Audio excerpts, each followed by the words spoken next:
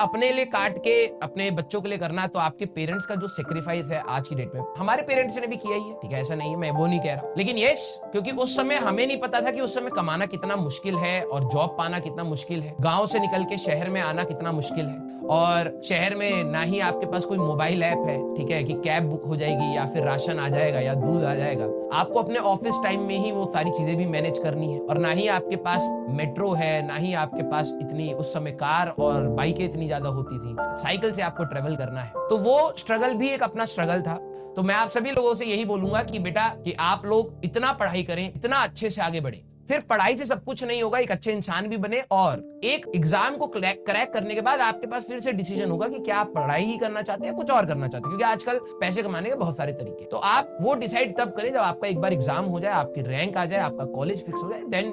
You are free to decide, ठीक है। लेकिन यस, आप शायद सोच भी नहीं सकते कि आपके पेरेंट्स कितना ज्यादा स्ट्रगल कर रहे हो। वो अभी इस समय आज बहुत जगह पे, बहुत सारे एरियाज में तो बारिश हो रही है, ठीक है, कैसे वो भीग के गए होंगे, कैसे वो परेशान हो